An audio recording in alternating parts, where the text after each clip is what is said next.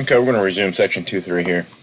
Second half of this is about how we graph a function in that is a line in slope-intercept form. We got some steps here.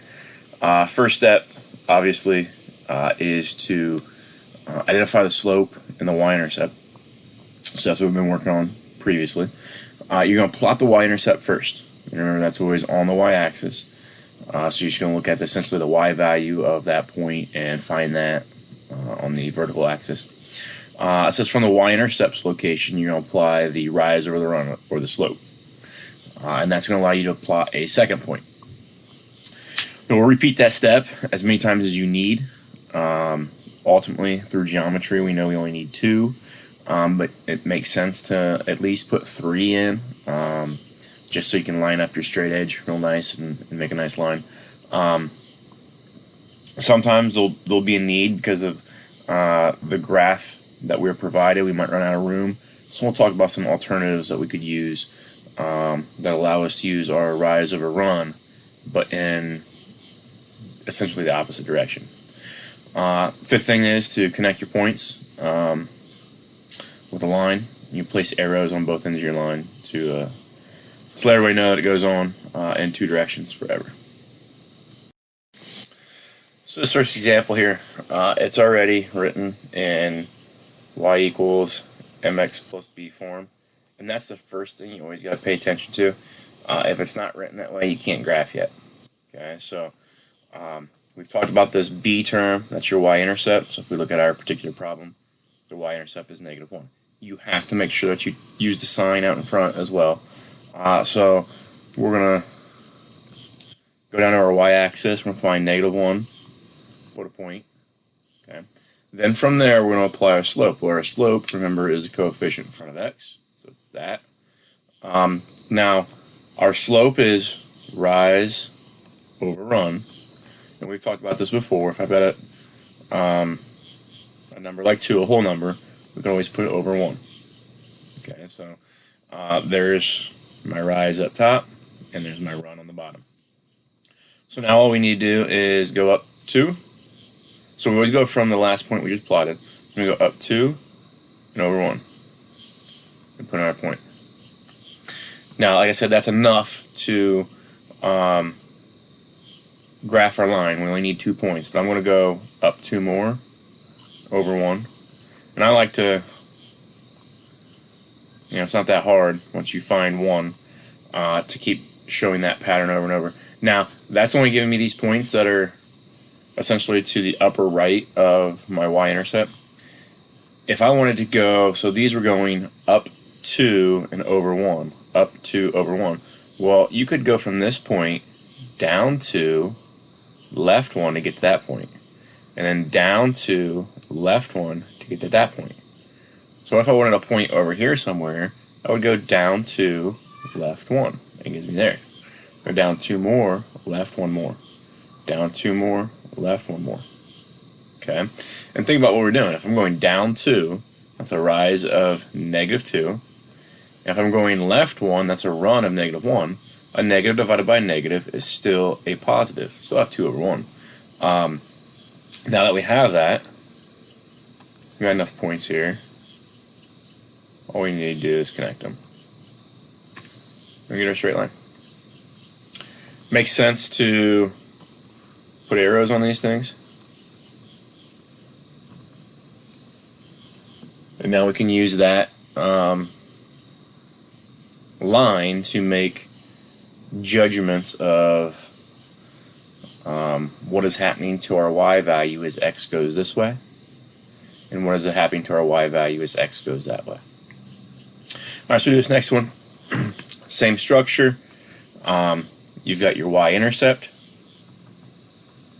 and you've got your slope. So my y-intercept, I'm going to go up to +4 this time, put a point. And now I'm going to go, my slope is, it's rise over run, so it's down 3, 1, 2, 3, and to the right 1. Down 3 more, to the right 1, down 3 more, to the right 1. Now, if I didn't want to go these were going down 3, right 1. Well, if I go from this point to that one, it'd be up 3, left 1, up 3, left 1, up 3, left 1, up 3, left 1. And the reason we can do that is we had -3 over 1. That's rise over run. If I want to go up 3, so it'd be +3, left 1 would be -1. And we know that -3 over 1 is the same as 3 over -1, the same as -3 out, or a negative out in front of a 3 over 1. These are all equivalent forms of -3. So if I want to go up and left, that's okay.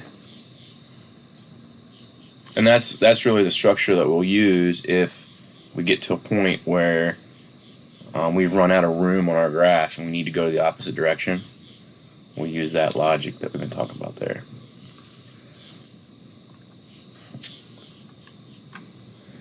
Alright, so this one, these are the ones I prefer because my slope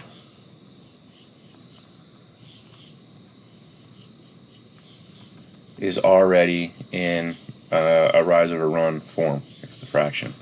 So my y-intercept +3, and now we'll just go rise of 2, so 1, 2, and a run of 3, 1, 2, 3. 2 more up, 3 more over. And now I'll go down to left 3 here, down 2, left 3. And remember, so going up 2, so a rise of 2, and a run to the right of 3 is the same as down 2 and a run of left 3. So up and right, those two directions are always positive values. Down and left are always going to be your negative values when we're moving in the XY plane.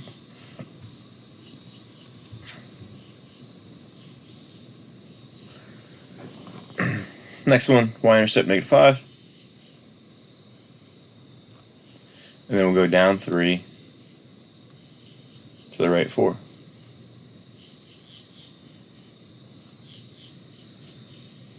Okay, so if I wanted to go one more point down this way, I kind of ran out of room. Now I'm assuming that my next line is coming through the bottom of these vertical lines, but I really room down 1, 2, 3. Now I don't know really, I'm not very accurate with my point. But if I wanted a third point, then the best thing would do, come back to this one, instead of going down 3, right 4, let's go up 3, left 4. And now we can connect.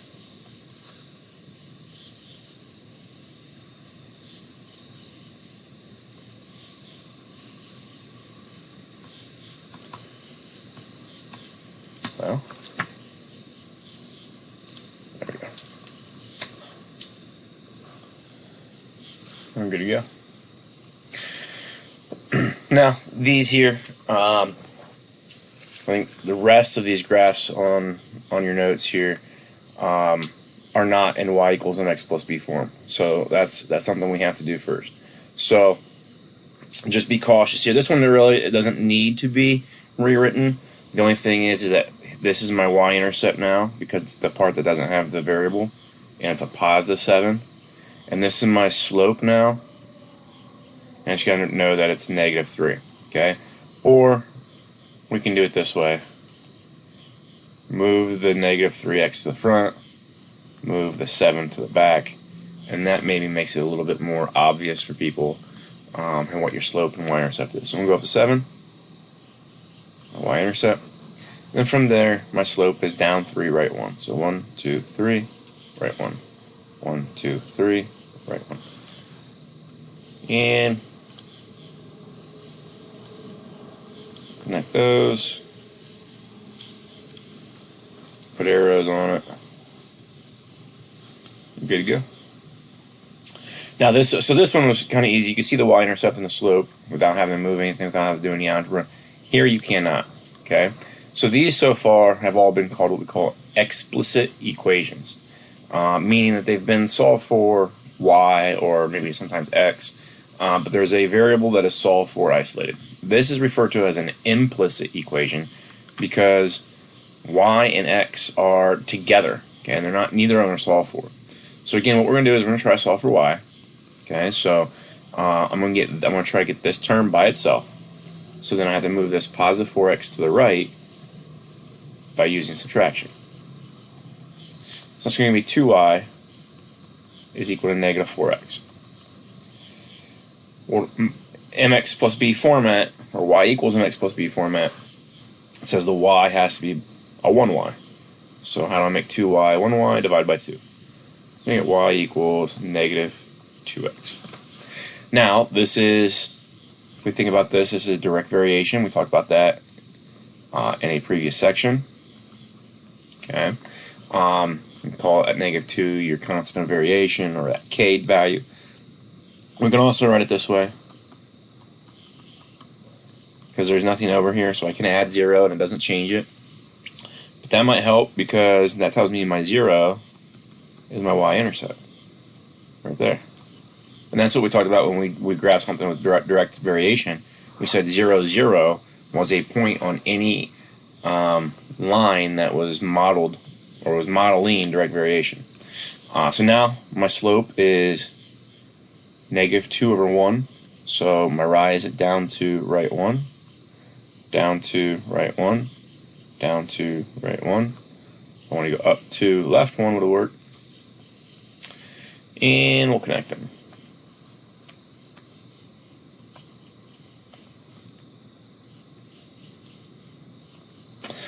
At this point, I think it's maybe important. I mean, I think we're probably getting the hang of how to do this. Let's actually talk about what does this line mean? What do we got here? Okay. Basically, what we're saying is that no matter what point you choose on here, so let's say that point right there, it's saying that your x value is 5 and your y value is negative 10. It's not a point that we directly graphed. It's not a point that we used to get the graph. It's not a point that we talked about up here. But because it's on that red line, then it should satisfy the equation. So if I plug x to be 5 in and y to be negative 10, we get that true equation, which means that this point of 5, negative 10 satisfied my equation. If I try like negative 4 is going to come up here and meet up at 8. So I have the point negative 4, 8. So that means if we go y equals negative 2x, plug in the y value of 8 and the x value of negative 4, I get a true statement. So every point that I choose on here, even if it's one of these points that's not a whole number, one of these fraction points, okay, I have coordinates that are fractions. If I knew exactly what those fractions were and plugged them in here, we're going to end up with a true statement. Alright, so these are a little bit uglier. Again, all we've got to do, though, is try to get our y by itself. So, try to get that thing by itself. Now, there's a couple different strategies you can use here. I think most people are probably going to see the... well, that's not working. They're probably going to see that negative 2 there and try to distribute that, which is fine. So let's go ahead and do that. And I'm going to do my work. For some reason, this isn't letting me add room over here on the left. So let me do my work like up here. So I'm going to distribute that negative 2, so give me negative 6x. Distribute the negative 2 again, so give me negative 8. And I got my plus y equals 0. So we're going to try to get this positive y by itself. So we need to get everything else across the equal sign by using the inverse operation. So I'll add 6x. Add 6x. So it's going to be negative 8 plus y equals 6x. And now I'll add 8 here and add 8 over here. Just keeping in mind I can only add or merge values if they're like terms. So the 6x and the 8 are not like terms, so just rewrite it as 6x plus 8. So this is the case where if I graph my y-intercept of positive 8, and now I were to try to go up 6 to the right 1, I clearly get off my graph. Now you can fix this by, if your person says, okay, well, I'm just going to extend this, and then there's 11, and kind of eyeball up to, in this case, you'd have to go up to 14, which is fine, but then you've got to kind of eyeball over here. It's not a great graph. So the best thing to do is say, okay, well, 6 over 1 is the same thing as negative 6 left 1. So up 6, right 1, same thing as down 6, left 1. So that's where I'm going to go, down 6, so put me here at 2, and then left 1. And that's enough then. If you want to keep going, you can, just to save time. I'm just going to do those 2 points.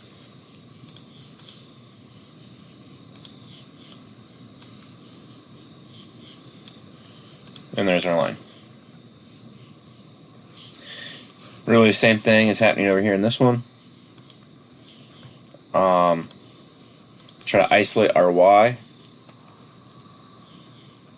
So I need to get this 2 to the other side, so subtract 2. Now there are like terms over here. So that's where I can say y equals now 5x. Negative 4 minus 2 is negative 6. So I graph negative 6. And up 5 to the right 1. At those points.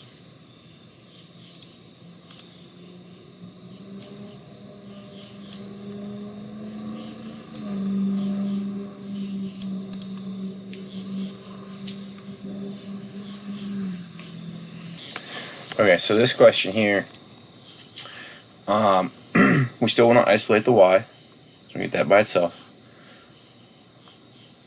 And in order to do that, I need to subtract 4x from both sides. So that's going to give me negative 2x minus 1 here. Divide everything by 3.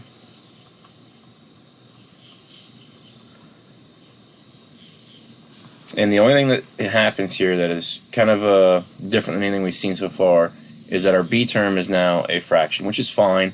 A couple different ways we can go about this. We could approach this by changing our axes. I'm just going to leave it as negative 1/3 and kind of guess where negative 1/3 to be, a third of the way from 0, 0 to that point right there. So maybe there. And then from there, I just need to go down 2 and to the right 3. So going down 2, that would be down 1 right there, 1 complete block. And that would be down a second one.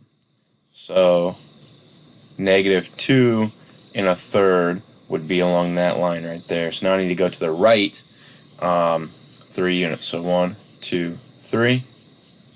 Let me get there. Now I can do the same thing by going up 2 to left 3. So go up 2, so up 1 would be there. Up 2 would be there. Now go left 3. 1, 2, 3. That's not a point to plot. And you see that those 3 points are in line. That's why I like to make 3 points, because any 2 points are going to be in line. But if I put a third one in, and all 3 of them are in line, it pretty much guarantees that I've done everything right. Let's go to this next one. Again, same logic. Try to get this thing by itself. So it'll be 3y. I'll move 6 over to this side. So negative 2x minus 6. Divide everything by 3. So be negative 2/3. And then negative 6 divided by 3 is negative 2. So go down to negative 2. That's my y-intercept. And then down 2 to the right 3. We're going up 2 left 3. And we'll connect that then as well.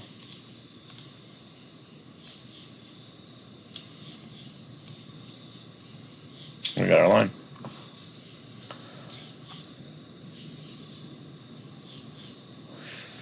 So these types of questions here are applications of working with lines, purpose of what we just did. Suppose that the water level of a river is 34 feet, and that it is reseeding at a rate of 0.5 foot per day. Okay, so reseeding means it's going down, so it's a subtraction idea here. Okay, the 34 feet is what the water level is currently at. So that is my height right now. Call it the initial height. And when it says it's receding at a rate, whenever you see the word rate, they're talking about what your slope is. Okay, a lot of times slope is referred to as the average rate of change. Okay, I'm not going to get into too many details of why it's called that.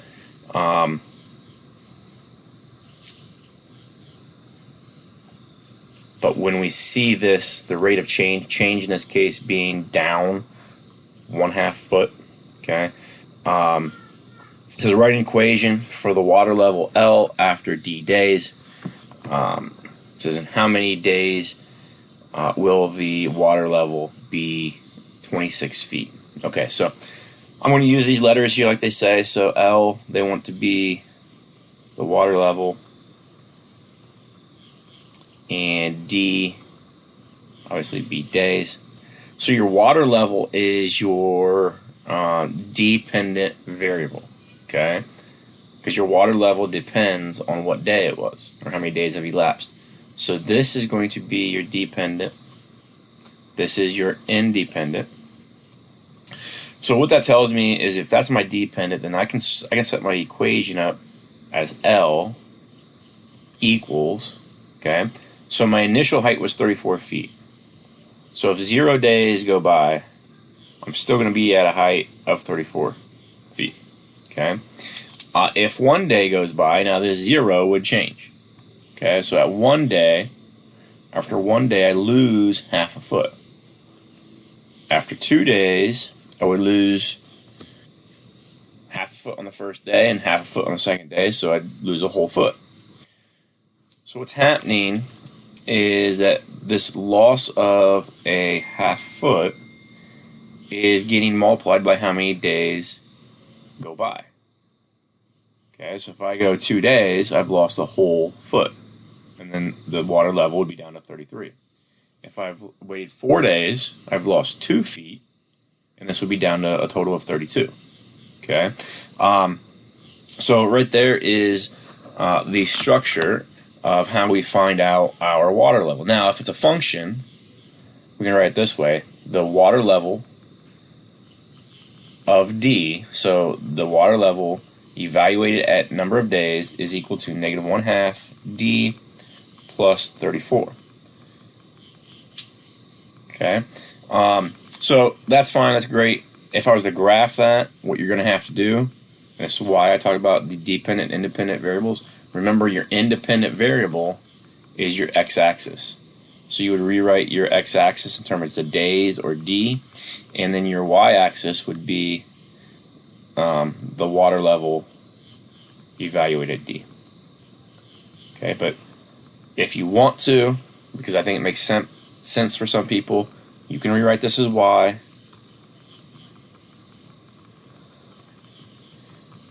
You rewrite D as x, okay? And now, if I was asking, okay, in how many days will the water level be at 26 feet? So I'm asking, if that was 26, how many days will that be? Well, all we gotta do is solve for x, or the D that was there if we're using that formula. So I'll subtract 34. So 26 minus 34 is negative 8. And I get that. So now to solve this for 1x, I'm multiply by negative 2. And those will cancel out. Come over here, multiply by negative 2. So we have 16 is equal to x. So 16 days is basically what it's telling me. So there should be on my graph a point, 16 days. I should have a height of 26 feet. So we can do this in Desmos. Take my equation, which we said was y equals negative 1/2 x plus 34. Now we just got to zoom out to see the 34 up here. But I should be able to say, okay, at 16 days, am I at 26 feet? And we see at that point is there on that line then. Okay, so one way of answering this without even maybe doing the math, I don't want to say without doing the math, without doing the calculation here, you could say, well, I know what the equation is. Type my equation in, and I'll go over here to 16 on the x-axis, which would be this line right here. I'm just going to follow it up to where it meets the graph. Okay, so I have 16 right here. Follow that up. Where does it meet the graph? At what y value? So follow it over here, 26. Okay, so 16 days, 26. Okay, or I could, I guess the question did ask, how many days would it reach a height of 26? So I would actually find the height of 26 first, which is this, and now come over, meet the graph, and say, okay, if I met the graph there, what was the x value for where I meet that graph? 16.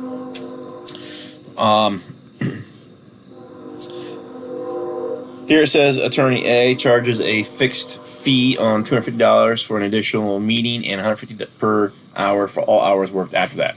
Write an equation in slope-intercept form. Okay, so let's just do that. So attorney A.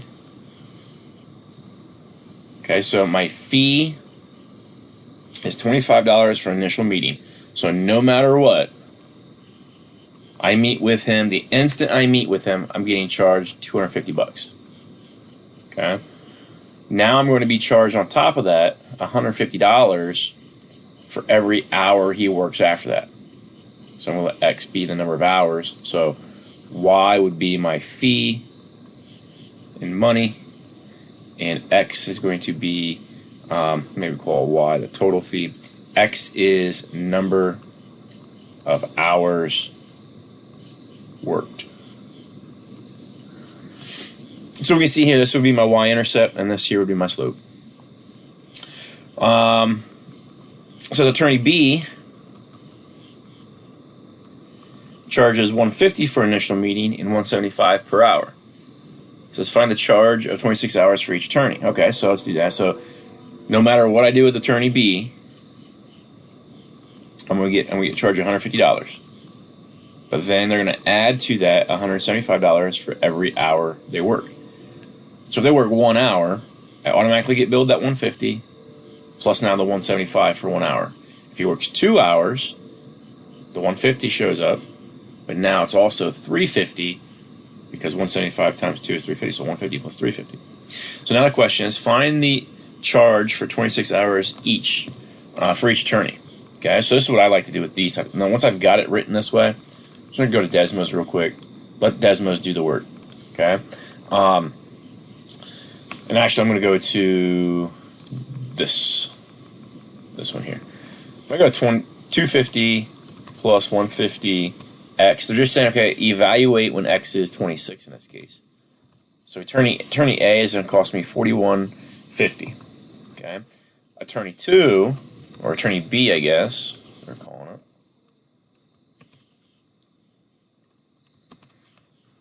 It's $4,700. Okay.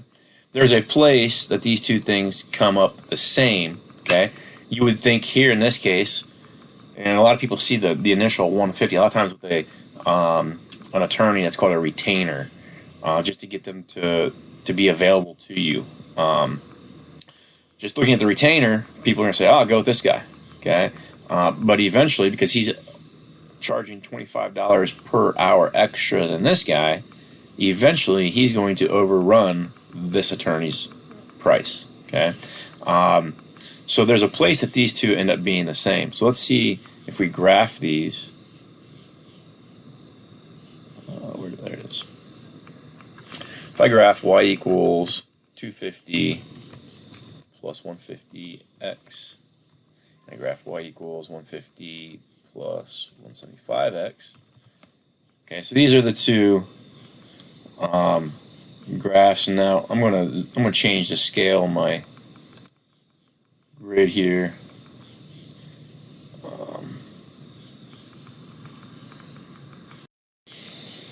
All right, so here we see that I just graphed attorney A in red here, attorney B in black. And you see everywhere that the attorney A is above the black line, so where my cursor is right now for X. So it'd be at like 1 hour. the attorney A is going to have a higher fee than what attorney B would be. Okay, if I'm talking about total fee. Okay, if I go to 2 hours, okay, they are going to be still in the same relationship with attorney A is more costly than attorney B. But we see over here, and it's where they actually intersect. Right here at point A, at 4 hours, that's when these two costs for attorney A and attorney B are going to be the same. So if I know maybe, I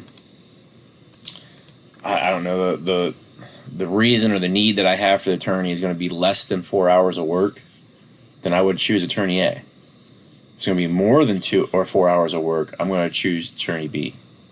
And that's a benefit of being able to come up with the equations, lines, graph them, interpret them, understand them. Always get the question, when am I going to use this stuff? And making decisions on stuff like this. And you maybe you never need an attorney. Maybe you have a cell phone bill, though, and you can do the same thing with cell phone bills, trying to pick a plan, pick a service or a Verizon over Sprint or something like that, provider. We can do this type of thing, okay? A lot of times you're going to find out that beyond high school, when you're going to use mathematics is usually when you're dealing with finances and trying to determine what is the best option for me, option A, option B. And if you can use mathematics, you're always going to come out on the right end of that. If you can't, you're just taking a stab in the dark and crossing your fingers. So the hope is that we learn some math so we can maybe be better decision makers in our futures.